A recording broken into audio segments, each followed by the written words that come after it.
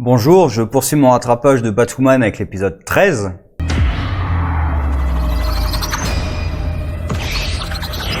Alors épisode pas très intéressant puisque c'est un Freak of the Week qui est plutôt mal foutu. Même le Freak of the Week qui est donc Nocturna, j'allais dire une vampire, mais justement non. Ils essaient de jouer le truc de, en fait, il y a une explication scientifique, sauf que, en fait, on s'en fout de Nocturna. Vite fait, à un moment, il t'explique qu'il y a une condition médicale et que peut-être il y a peut-être quelque chose de tragique dans son sort, mais en fait, tout le monde s'en fout. Et donc, à la fin, quand elle essaie de te dire, ah oui, eux, ils s'injectent n'importe quoi dans le sang et tout, alors que moi, j'ai une condition et tout, moi, je risque ma vie. Non, mais on s'en fout, ça intéressait personne pendant tout l'épisode. C'est une note de bas de page, quoi. Donc, c'est vraiment un Freak of the Week complètement oubliable. Et je vois pas trop l'intérêt en fait d'avoir essayé d'expliquer le truc. Non, c'est pourquoi ça serait pas juste un vampire. Et si vous voulez vraiment pas mettre de vampires dans votre truc, si vous voulez que des assassins humains, parce que vous dites voilà c'est Batwoman, c'est plutôt un univers un peu comme Arrow, on va essayer d'éviter de mettre des super pouvoirs dedans. Très bien. Pourquoi est-ce que vous mettez quelqu'un qui se comporte comme un vampire? En plus, enfin, elle fait des allusions sur le fait qu'elle boit du sang. Si elle dit ça laisse un arrière-goût, donc elle fait une allusion sur le fait qu'elle boit du sang. Et si elle a besoin de transfusion de sang pour sa condition médicale, bah juste elle peut aller dans des hôpitaux en fait. Ou alors le système de santé est vraiment aussi pourri que ça en fait, que tu peux pas avoir de transfusion sanguine alors que t'as une condition médicale particulière. C'est très bizarre quand même. Enfin bon, voilà. Je trouve ça un peu con de faire cet entre-deux qui est pas du tout nécessaire. Si vous voulez pas de vampire, de super pouvoir, mettez un autre assassin qui peut à la limite se faire passer pour un vampire, hein, essayer de faire croire que c'est un vampire, pourquoi pas, mais essayer d'expliquer ce truc-là, c'est bizarre. Ou alors, allez-y à fond et mettez des vrais vampires dedans. Vous êtes dans un univers super-héros. Il y a Flash, il y a Supergirl et tout, qui sont liés à cet univers. Alors, mais j'ai vraiment l'impression qu'ils essaient de garder Batwoman de son côté. Un peu comme Black Lightning, évidemment de façon complètement différente, mais ils essaient vraiment de séparer les trucs maintenant. C'est un peu con d'avoir un univers étendu après la Crisis et de pas vraiment en profiter. Mais bon. Ensuite, oui, comme d'habitude, il y a une succession de conneries du genre Batwoman qui va attendre donc en haut d'un toit là pour essayer de choper Nocturna et hop, il y a un cri énorme.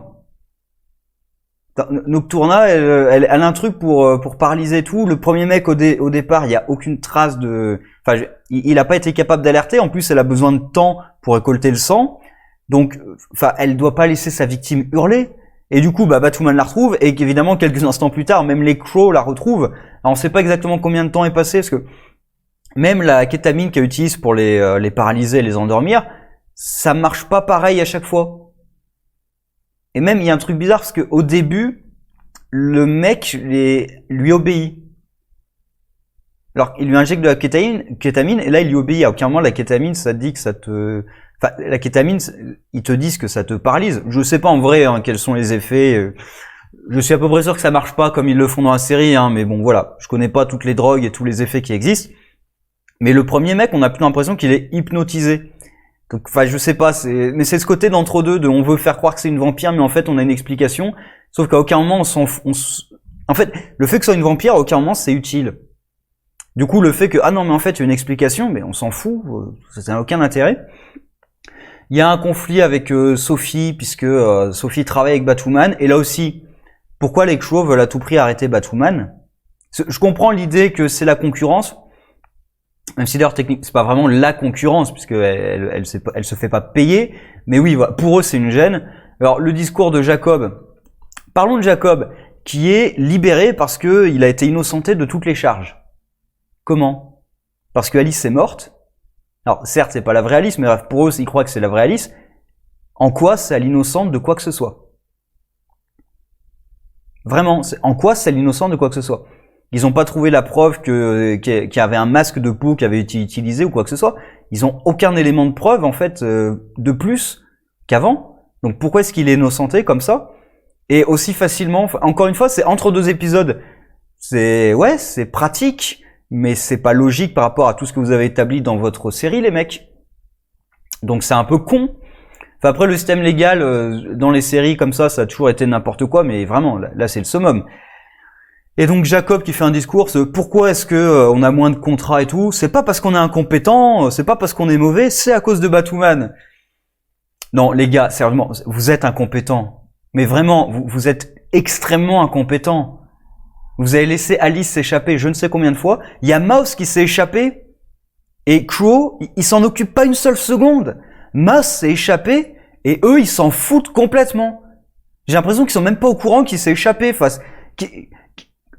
les mecs, vous êtes ultra incompétents, c'est pas possible.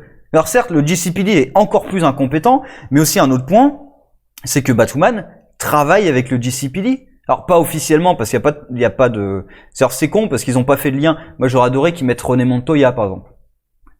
S'il y avait eu René Montoya dans la série, déjà j'aurais beaucoup plus apprécié. Ça aurait fait un lien entre Batwoman et le GCPD plutôt que Sophie là avec les Crows.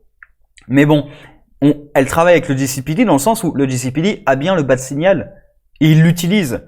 Alors certes ils l'ont pas utilisé dans les épisodes précédents là, mais ils l'utilisent quand même et elle est reconnue par la population et tout. Elle est en couverture de magazine donc. Enfin, si c'était si illégal que ça dans cet univers, en plus il y a d'autres super-héros qui existent maintenant sur cette planète, il y en a plein de partout. Donc c'est quoi ce truc de il faut arrêter Batwoman? Admettons que les Crows arrêtent Batwoman, qu'est-ce qui se passe? D'accord, il la démasque, qu'est-ce qui se passe? Est-ce que ça change fondamentalement quoi que ce soit? Je sais pas en fait. Ils essaient de créer des conflits comme ça entre Crow et Batwoman, mais qui n'ont pas tellement de raison d'être. Il y a Alice aussi c'est très bizarrement fait parce que elle envoie donc Nocturna. Alors déjà rien que ça, Nocturna la prend pour cible, bon pourquoi pas. Kate s'en rend compte et Kate réussit à la retrouver. Question toute conne, comment est-ce que Kate la retrouve? Mais ça, comme dans quasiment tous les épisodes, hein, comment est-ce que Kate retrouve Alice? J'ai l'impression qu'elle a un des super pouvoirs qui lui permet de retrouver la base d'Alice quoi qu'il arrive. Parce que là, d'un coup, même pas quelques heures, en quelques minutes, elle réussit à trouver la base d'Alice. Alors que je sais pas, j'imagine que ça fait un petit moment qu'elle l'a cherchée. Et là, non, elle la retrouve comme ça, très facilement, sans aucun problème. Et donc, elle envoie le Nocturna contre la demi-sœur, je crois, Mary, si je me trompe pas.